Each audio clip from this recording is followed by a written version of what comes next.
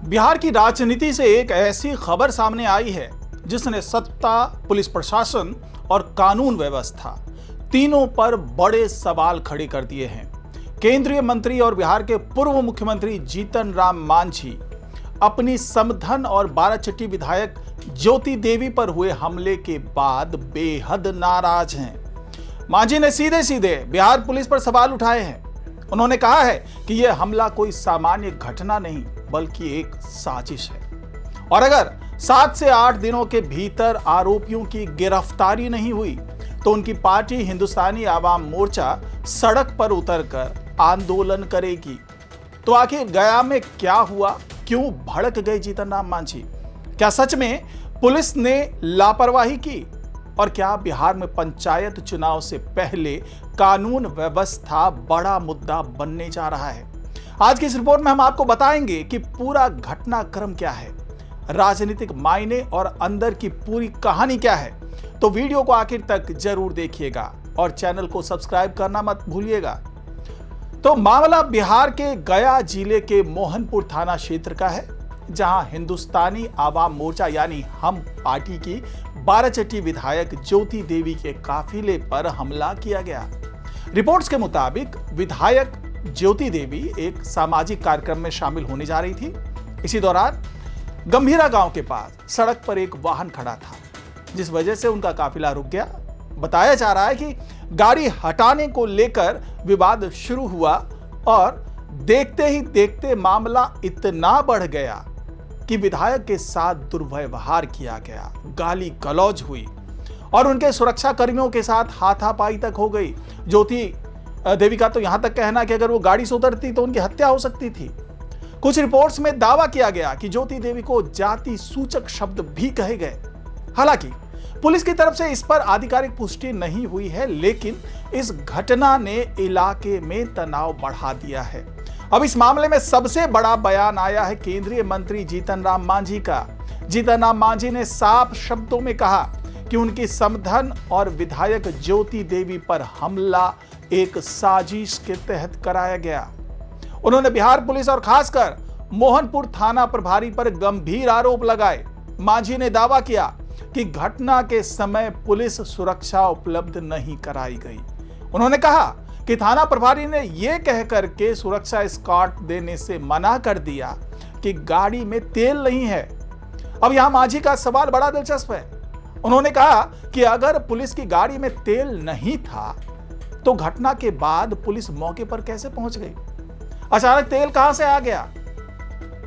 यानी मांझी साफ तौर पर पुलिस की नीयत और कार्यशैली दोनों पर सवाल उठा रहे हैं। इतना ही नहीं, उन्होंने यह भी कहा कि अगर समय पर पुलिस सुरक्षा मिल जाती तो यह घटना कभी नहीं होती।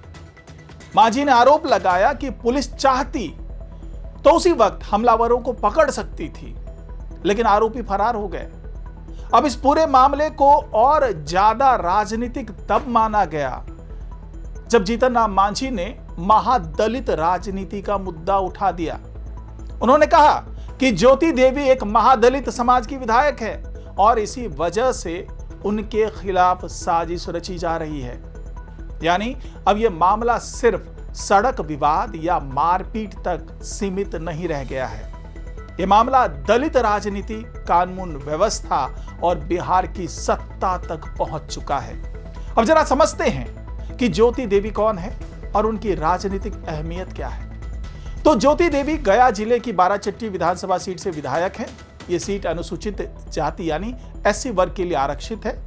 ज्योति देवी पहले भी विधायक रह चुकी हैं और 2020 और 2025 में उन्होंने एक बार फिर जीत दर्ज की थी। वे जीतन राम मांझी की समधन है और हम पार्टी की प्रमुख दलित चेहरों में गिनी जाती हैं। तो यह तो उनकी शख्सियत है और राजनीतिक जानकारों का कहना है कि गया और आसपास के इलाकों में मांझी परिवार की पकड़ काफी मजबूत मानी जाती है। यह किसी से छुपा नहीं है, वाकई मजबूत है। ऐसे में विधायक पर हमला सीधे सीधे राजनीतिक संदेश देने की कोशिश भी माना जा रहा है। अब बात करते हैं पुलिस कार्रवाई की।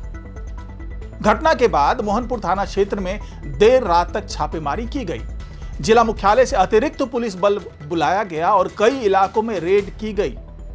रिपोर्ट्स के मुताबिक पुलिस ने करीब आधा दर्जन लोगों को हिरासत में लेकर पूछताछ की है, जबकि 20 लोगों के खिलाफ एफआईआर दर्ज की गई है। हालांकि अभी तक मुख्य आरोपियों की गिरफ्तारी नहीं हो सकी। यही वजह है कि जीतन राम मांझी लगातार नाराज नजर आ रहे हैं। उन्होंने साफ साफ चेतावनी दे दी कि अगर 7 से 8 दिनों के भीतर आरोपियों की गिरफ्तारी नहीं हुई तो हिंदुस्तानी आवाम मोर्चा आंदोलन करेगी।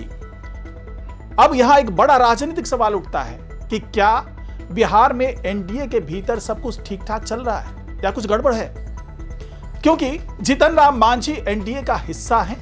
उनकी पार्टी हम बीजेपी और जेडीयू के साथ गठबंधन में है और केंद्र सरकार में खुद जीतन राम मांझी मंत्री हैं। इसके बावजूद अगर वे खुलकर बिहार पुलिस और प्रशासन पर हमला बोल रहे हैं तो इसका राजनीतिक मतलब काफी बड़ा हो सकता है। ध्यान देने वाली बात यह भी है कि मांझी ने बयान देते हुए सम्राट की पुलिस शब्द का इस्तेमाल किया। इसे बिहार के सीएम सम्राट चौधरी की तरफ इशारा माना जा रहा है, यानी यह बयान सीधे सीधे एनडीए के भीतर असंतोष का प्रतीक भी माना जा रहा है। अब विपक्ष को भी सरकार पर हमला बोलने का मौका मिल गया है। राजद और कांग्रेस जैसा दल बिहार में कानून व्यवस्था को लेकर लगातार सम्राट सरकार और एनडीए को घेरते रहे हैं। अब विधायक पर हमला, उसके बाद मांझी की नाराजगी ने विपक्ष को नया मुद्दा दे दिया है। सोशल मीडिया पर भी यह मामला तेजी से वायरल हो रहा है। घटना से जुड़े वीडियो और पोस्ट लगातार शेयर किए जा रहे हैं। कुछ लोग इसे बिहार की बिगड़ती कानून व्यवस्था बता रहे हैं, तो कुछ इसे राजनीतिक साजिश कह रहे हैं। अब सवाल यह उठता है कि आखिर सड़क पर शुरू हुआ विवाद इतना बड़ा कैसे बन गया। स्थानीय लोगों के मुताबिक मामला वाहन को साइड देने से शुरू हुआ था, लेकिन बाद में दोनों पक्षों के बीच बहस बढ़ती चली गई और हालात बेकाबू हो गए। हालांकि विधायक पक्ष का आरोप है कि यह हमला पहले से प्लान किया गया था। अब अगर हम बिहार की राजनीति को देखें तो आने वाले समय में पंचायत चुनाव को लेकर माहौल बनने लगा है। ऐसे में दलित वोट बैंक को लेकर सभी दल बेहद सक्रिय हैं। जीतन राम मांझी खुद बिहार की महादलित राजनीति का बड़ा चेहरा माने जाते हैं। उनकी पार्टी भले ही छोटी हो, लेकिन कई सीटों पर उसका प्रभाव निर्णायक माना जाता है। यही वजह है कि इस मामले को सिर्फ एक आपराधिक घटना नहीं बल्कि राजनीतिक नजरिए से भी देखा जा रहा है। अब देखना होगा कि बिहार पुलिस आने वाले दिनों में क्या कार्रवाई करती है। क्या आरोपियों की गिरफ्तारी होगी? क्या मांझी आंदोलन करेंगे? और क्या यह मामला एनडीए के भीतर तनाव बढ़ाएगा? फिलहाल इतना तय है कि गया कि यह घटना बिहार की राजनीति में बड़ा मुद्दा बन चुकी है। तो इस पूरे मामले में आपकी क्या राय है? क्या विधायक पर हमला कानून व्यवस्था की नाकामी है या फिर इसके पीछे कोई राजनीतिक साजिश है? कमेंट बॉक्स में अपनी राय जरूर दीजिए और अगर आपको ये वीडियो पसंद आया हो तो इसे लाइक करें, सब्सक्राइब करें, शेयर जरूर करें और ज्यादा से ज्यादा लोगों तक पहुंचाइए हमारी बातों का और अपने विचार साझा जरूर कीजिएगा। नमस्कार।